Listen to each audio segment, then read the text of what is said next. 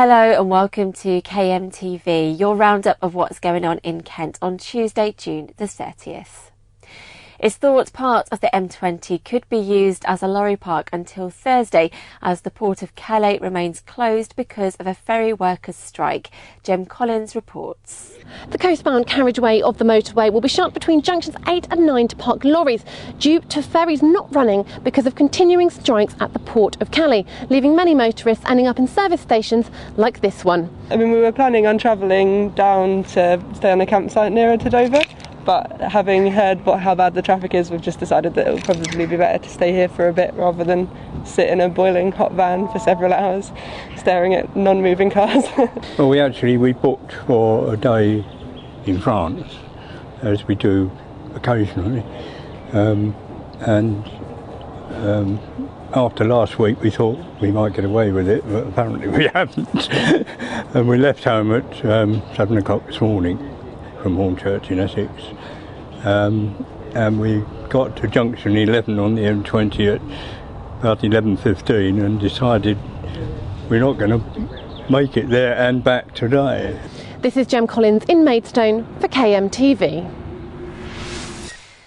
We're being urged to put safety first while soaking up the sun today as a heatwave's expected in Kent. A level 2 health warning remains in place, meaning the very young, elderly and those with chronic diseases should especially be keeping hydrated. Temperatures could hit the mid-30s tomorrow. We all love the good weather, but it's important we also stay safe from a medical point of view, particularly if you have small children, you're elderly or you have chronic disease.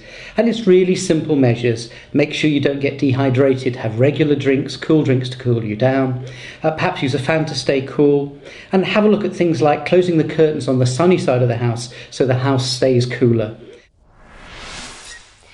In other news, a Kent teacher who slept with a 15-year-old girl within 2 months of arriving in the country from South Africa has been jailed. 27-year-old Kevin Rich from Russell Quay on West Street in Gravesend has been locked up for 3 years and 4 months. Border Force officers have seized an estimated £7 million worth of heroin found in a lorry carrying crates of charcoal at the port of Dover.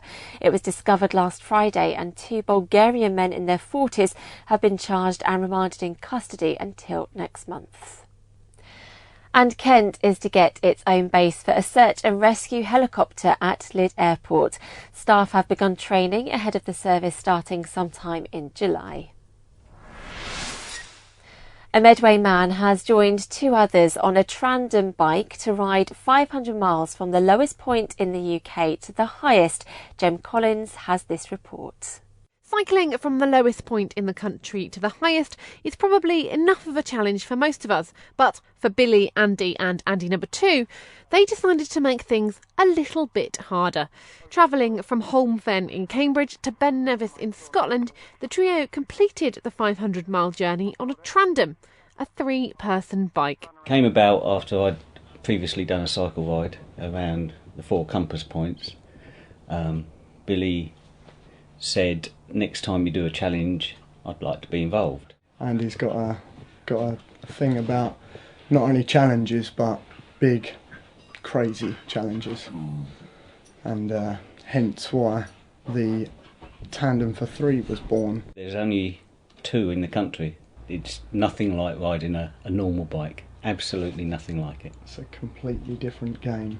We're very experienced on bicycles, but the tandem for 3 is entirely different. The trio have managed to raise a staggering £4,000 for bowel and cancer research, Children with Cancer UK and the Friends of Wisdom Hospice. And while the ride is now far behind them, it's certainly not forgotten yet. Just don't film us walking up the stairs. Yeah. Yeah. This is Jem Collins in Medway for KMTV. And finally, a pair of red pandas have been born at a wild animal park in Kent, where keepers didn't even know their mother was pregnant. The 2 new additions were found at Wingham Wildlife Park, where staff went to check on Meishan. She's been there since 2012 and had shown no signs of expecting. The babies will stay at Wingham until they're old enough to be moved. There's more local news on KMFM, and you can also follow us on Twitter and Facebook, but that's it from KMTV.